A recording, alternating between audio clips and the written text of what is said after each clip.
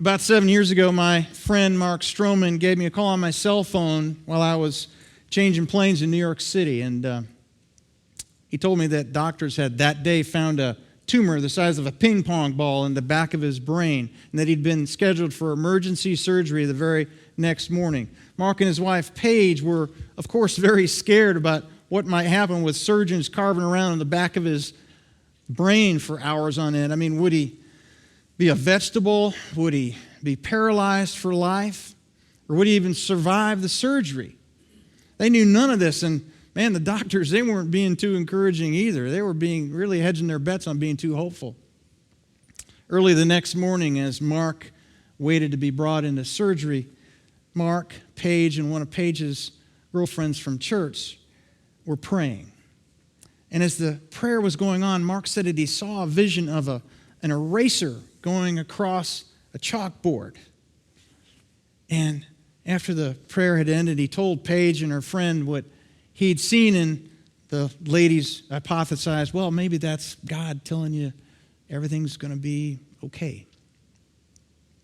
Moments later, the hospital transporters arrived to bring Marc into surgery, and when the surgeons opened Marc's skull to go assess the tumor site, all they found was the residue of where a tumor once was.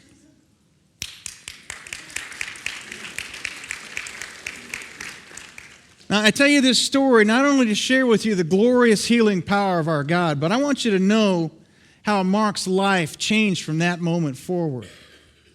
A grenade had just exploded in close proximity to him, and he had been spared with barely a scratch.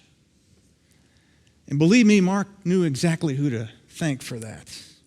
The next time I saw Marc in person was several months later. He lives in Tennessee, and he does a little bit of traveling for his job as well. And just by chance, or was it, I ran into him in the Charlotte airport.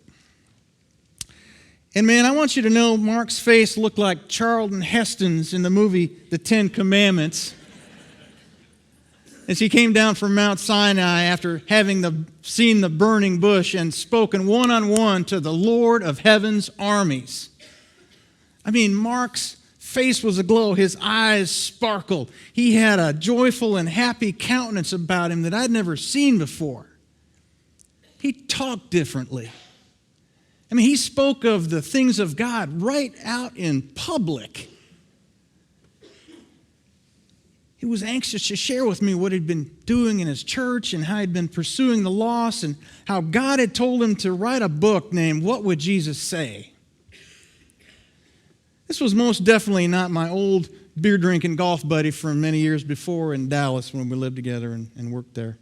This man had been changed completely from the inside out, and it showed in every fiber of his being.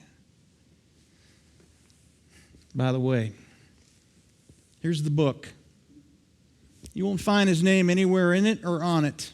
He wrote it in obedience to the Lord.